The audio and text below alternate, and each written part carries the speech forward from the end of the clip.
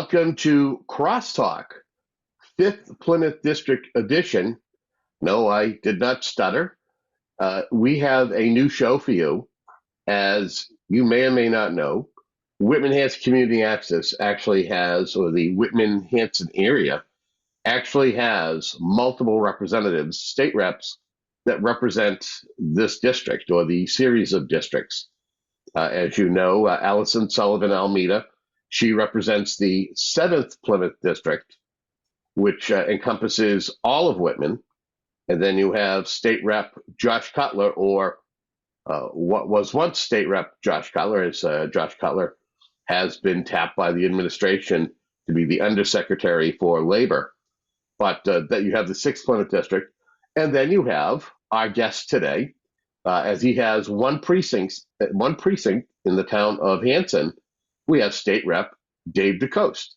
Representative, welcome to CrossTalk, 5th Plymouth District. Kevin, good morning. Thank you for having me.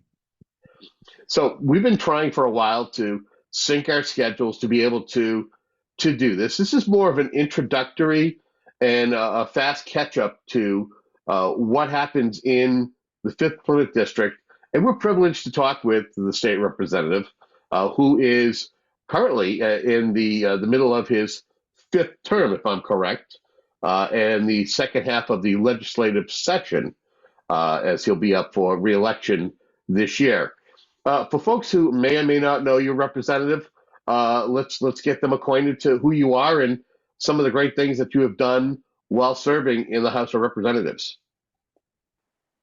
But by way of background, I was born and raised in Norwell. I was K through 12 Norwell graduate. So much of we actually have quite a few folks from Norwell in the Hanson area. So it's not unusual to run into people I grew up with there or who have family there. As a matter of fact, one of the selectmen in Hanson, Ann Rain, is a Norwell High School graduate too.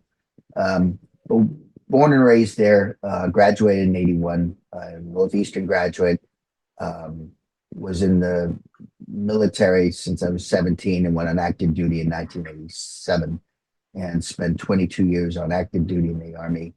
Retired, came back here, helped manage a few family businesses that we had owned, and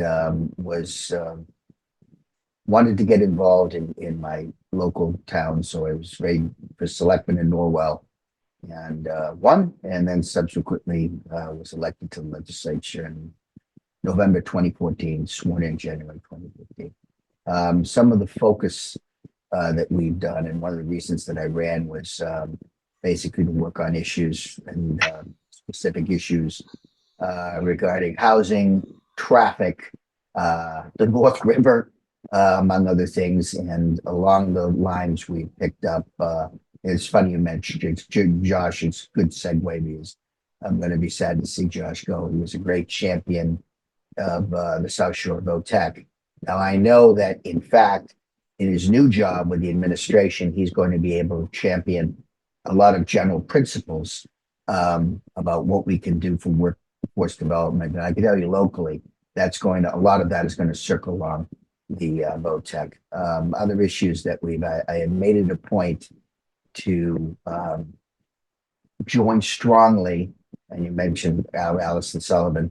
Allison's probably one of the ones that you would point to, along with myself and a few others, that I have tried to do my best to champion law enforcement, which from my perspective lately the profession has been under attack and undermined. So I can measure what we've done just in terms of support for local control. I would like to think I had, something to do with a bunch of or a number of ill-advised developments, either slowing them up, 40B, or maybe even making them go away, which is tough. And I'll give you an example, which I've worked with Josh on, that has to do with the River Marsh development.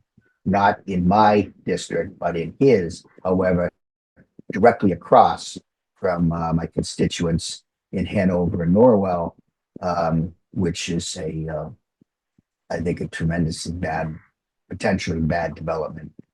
Rejected out of hand when the private sector tried to do it. However, under the auspices of Chapter 40B, resurrected and is being lobbied for. But I think we would turn that back. I would put also to developments in Simon Hill and Norwell and Shingle Mill, which is down. If people need a geographical fix, there was what amounts to an old junkyard property behind the Home Depot in Rockland, and all of those developments I have vocally and enthusiastically sided with the local communities and the local neighborhoods against those developments. On the other hand, in terms of, and I can go on for a while about this. On the flip side of the housing, I have made it a point, because I've served in the housing committee in Askew, and I'm very grateful that Leader Jones has allowed me to stay there. Brad Jones, who heads up the GOP in the House, is now the senior Republican in the housing committee. And in that capacity, I've done my best to champion housing authorities, which do a terrific job providing real affordable housing to local individuals who truly need, primarily individuals who are elderly, and also individuals who are developmentally disabled but capable of independent living. If we can digress back to you, you're talking about South Shore of Otech, and if my math is correct, of the 9 communities, you serve 4 of those communities, right? Norwell, Rockland, Hanover, and Hanson. Is that accurate? That's correct. And the second largest cohort, the largest cohort to the VOTEC comes from Abington. Their Abington Children School in the 9 through 12. And then the Rockland is the second highest. And it's one of the things, as you know, it's very easy to get enthusiastic because they're doing just quite a bit right down there. And that last time I checked, there were about 150 students waiting to matriculate into the school who right now they can't accommodate, although using in the future, I think there are going to be a couple of ways to do that. There's really a lot of good things going on this year. Probably two or three shows just on that. Yeah, I recently had a conversation with Dr. Superintendent Director Dr. Tom Hickey, who is in the process of holding hearings in communities, because the hope is to build a new school, depending on the footprint. What are your thoughts in regards to building a new school to be able to accommodate those who want to go to the school, and knowing how badly needed we need to have an infusion of new blood, younger generations entering the trades? Well, for the first time, Mass School, but the Building Authority, as you know, has approved looking at that, and we're on the way to doing an evaluation. So I would support anything that allowed either for a significant remodeling or expansion. The idea is to either take everything down and rebuild, or they've got actually a newer addition. The facilities are dated. I am not one to overspend on buildings we don't need. But I think in this case, it really needs to be looked at, just because the demand is there. There are a couple of ways also to accommodate, in addition, and this doesn't preclude any renovation at all. But in a perfect world, or my perfect world, in the future, we'll be able to see programs being offered either nights, identical programs, so that someone, say from a local high school, say Rockland High School, no, Abington, who's going through their locals, or even potentially a private school, Zavarian, Archie's, or Derby Academy. If they were members of the community, they could come in and during the summer potentially take the same course for credit in plumbing or carpentry or HVAC, aesthetics, whatever, culinary. They've got a great culinary program there. And then receive the credit and potentially even graduate early on the basis of the credit. It would be a productive use of the summer time, and it would keep those buildings busy during a time when in the summertime when not necessarily people are there. I'm a big, we don't see the colleges shutting down for the most part during the summer. If you go to BU in Northeastern, they're running summer semesters. They're keeping busy, and there's no reason, in my opinion, we shouldn't be doing that and expanding and allowing families who are so inclined and their sons and daughters to take courses there. It integrates a bit, and this is getting slightly far afield, but not really, into a program called early college or early learning, which basically would allow people to take college credit for towards early graduation, so they'd be graduating um, somewhere in their senior year, maybe even before their senior year, with college credit counting not only towards graduation from high school, but also to college degrees. I use the example of accounting. I had a terrific accounting teacher in Norwell when I graduated, Mrs. Herman. But when I went on to Northeastern, again, super teachers at Northeastern, but I really didn't see anything new till my third or fourth accounting class. Accounting 101 and 102 I did well, got straight A's. It was all whether it be chemistry or math or a whole host of disciplines, languages, that people could start early. BU Academy, by the way, does that. It's not unusual. You could see students at BU, at the College of Arts and Sciences, taking Arabic or advanced calculus. So they're getting the benefit of a BU education above the academy. So when they graduate, they're well into their freshman or sophomore year. I think that we can do that now, and to not do that is doing the students in the South Shore a great disservice. Well, let's talk a little bit about on the financial side of things. During your 5 terms, you have served under multiple administrations, Baker Polito. Now you have the current administration, Healy Driscoll. What is it like to see the different philosophies when it comes to revenue and budgets and spending plans, whether it's putting together the fiscal year budget to a supplemental budget? The mechanics of it haven't been much different. Again, the two parties, I think um, there's more antipathy, and I probably should use a better word, but let's just say the House and the Senate aren't working as well as they did maybe during, I don't think it has much to do with Governor Baker, Governor Healy. There's not. So there are movements between the House and Senate on budget and non-budget legislation hasn't been quite as smooth as before.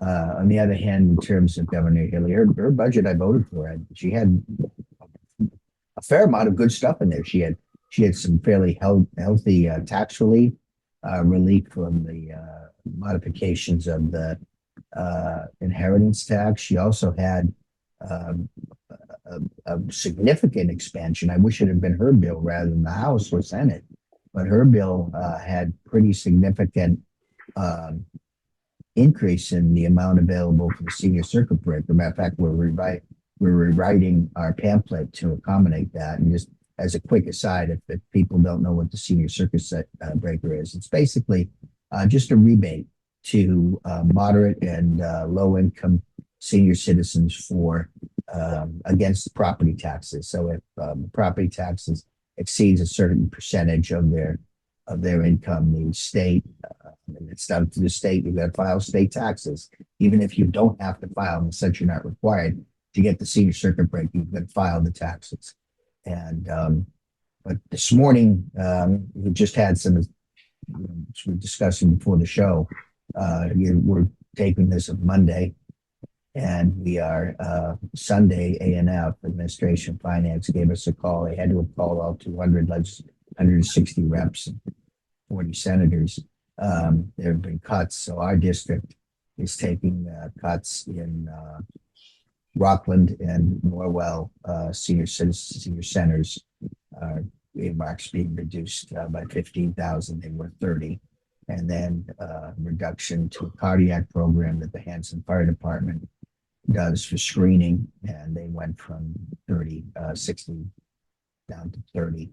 So that's significant. And as you know, it's no secret that one of the administration's policies that I'm not a big fan of, and I'm joined, I think, by the vast majority, at least, of my constituents who have bothered to write me or speak to me about this, is the current program to accommodate asylum seekers, so-called asylum seekers who are arriving, who we've got, I guess, 60 rooms worth of comfort in Rockland, but they're all through the community. It is extraordinarily expensive. And you look, and I was just thinking to myself in terms of Rockland, that we're spending hundreds of thousands of dollars to accommodate people who are manipulating and being accommodated by the federal government in terms of immigration. It's a very different type of immigration than your ancestors and mine probably went through. Not probably, definitely went through. And to my knowledge, nobody arrived here in the 30s or 20s and went directly on welfare. And that's what we're doing now. And so you're spending literally hundreds of thousands of dollars a month to accommodate just in our little district. And yet we're turning around and cutting the senior center by $15,000. And those senior centers, by the way, for those who aren't familiar with them, and even as a selectman in Norwell, I had to learn quite a bit because they do a huge amount of, they provide health screenings, they provide tax work, they provide the SHINE program, which basically is a program which integrates and allows people to access federal benefits, state benefits. They integrate well with the local veterans agents. They do a huge amount of work, outreach work. If I didn't mention health screenings, health inoculations, just an enormous amount done. They serve as centers in all my communities for local people. And, for us to take money from those centers is, in my judgment, just very poor policy. Is the federal government doing anything to assist states like Massachusetts where the migrant issue is growing? And is this going to be something that's going to factor into the fiscal 25 budget, we should be seeing a budget from the governor within the next couple of weeks? To answer your question, I can't speak to that directly. I can tell you anecdotally that our legislative delegation seems to be very dissatisfied about how much money is being provided. We're basically shooting ourselves in the foot here in the Commonwealth. Again, my opinion, but we are basically acting as a magnet. We're the only state in the union that has this policy of sheltering our citizens. The idea of this was that we would shelter our citizens. And I talked to, by the way, to legislators who were in former legislators who were in the legislation when this passed. The intent of this wasn't to allow newly arrived immigrants to live for free with catered meals and food stamps forever. It was to anticipate a problem where our citizens might be located in natural disasters, usually, so that they're usually cited as the primary motivator, so that they might be moved and accommodated until things are resolved locally in whatever disaster we have, and then people could come back. Never used before, really. And now we are about spending somewhere north of $1 billion. And oddly enough, the cuts, the budget shortfalls that are announced in the papers today are about $1 billion. So there you are. And things are getting worse, though. You're having now the sixth consecutive month, I guess, where projected revenues in the budget are actually a little less. And they're talking about going into the rainy day fund, which again, a matter of policy, but that rainy day fund is there for when we have shortfalls for operation during bad times. These bad times are brought on by ourselves. And what is going to happen when we have real bad times? They're talking about either tax increases or different types of taxes being applied. One of the favorite ones locally seems to be, I mean administration to be applied locally is having some type of transfer tax on housing. Again, at least in my district, I am sure in most families' cases, the housing they own, the primary asset of the family. It's not IRAs, it's not stock holdings, it's not businesses, it's the house they own.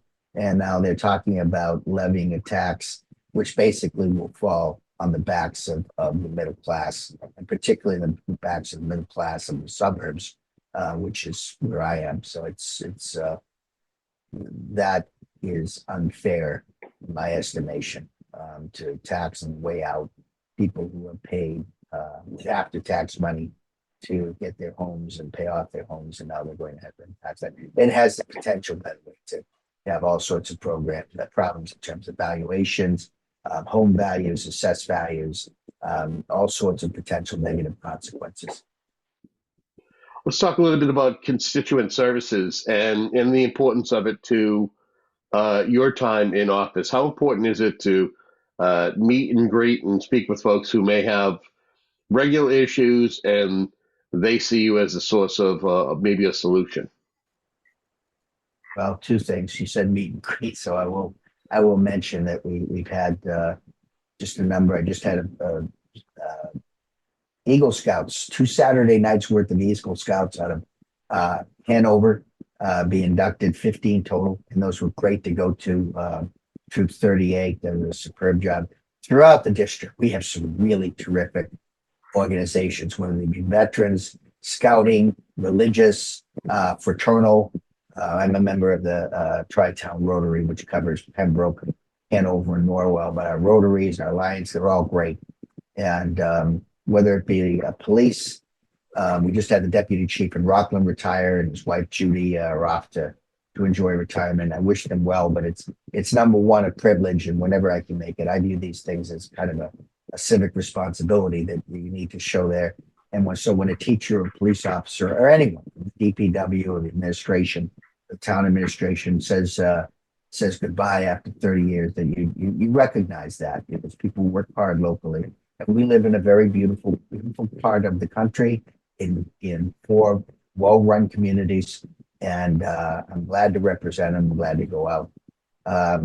Now, the other part of, or another piece of constituent service has to do with, I would call it kind of facilitating between levels of government.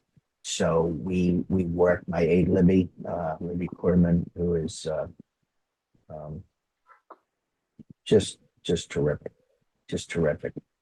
and I used the word Libby. It should be Abby.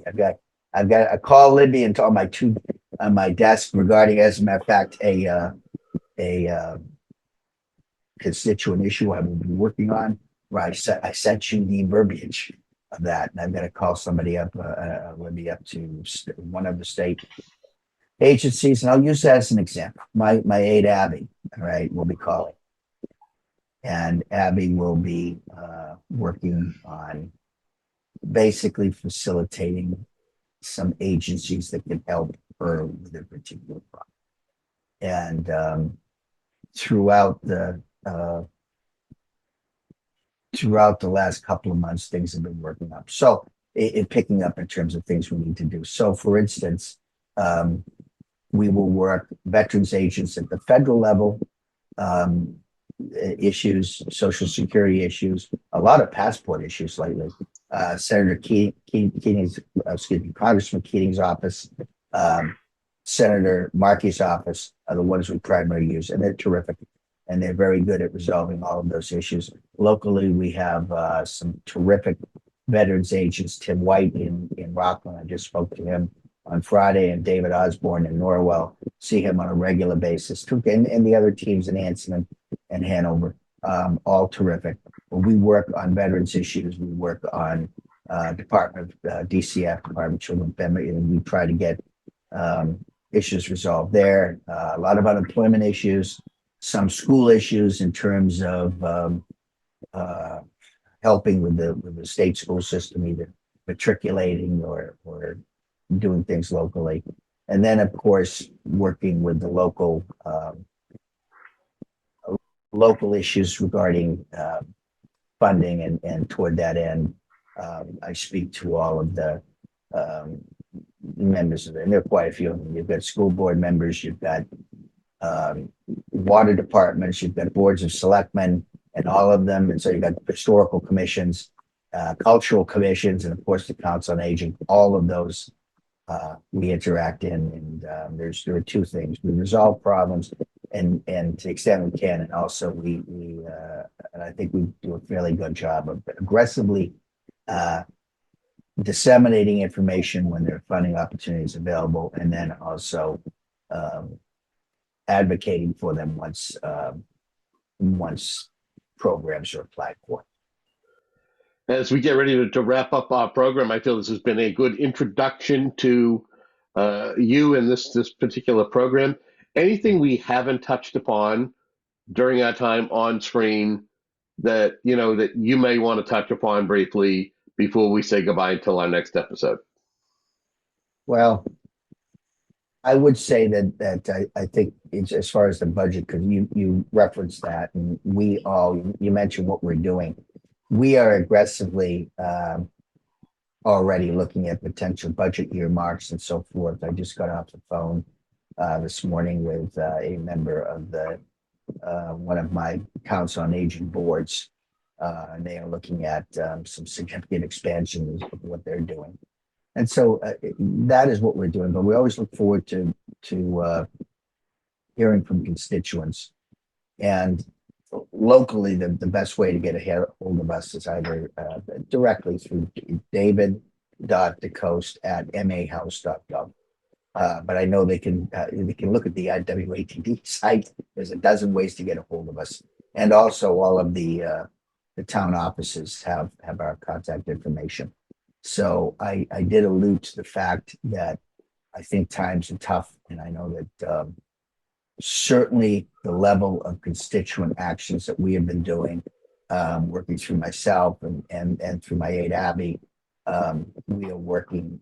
As I said, I've got a to-do list here. As soon as we get off the phone, got to make 3 or 4 phone calls. So please reach out to us if we can be of any help. And also, if you know of anyone, one of the beautiful things about working at the local level, our communities, are the fact that we have people who know, perhaps who are shy in reaching out, and a lot of our veterans agent, our council on aging teams, they're able to reach out and help people who maybe should be asking for help, but who don't. Well, Representative, we thank you very much for being a part of this new program, and we look forward to touching base with you on a regular basis as needed to get the word out as to some of the things that you and your office are doing to help constituents and to help state government. Kevin, as always, I think it's always great talking with you, and I look forward to doing this with you on a more regular basis. All right, and that's all that we have here. As you have been watching CrossTalk, 5th Plymouth District with your state rep, Dave DeCoste. Until our next conversation, have yourself a great day.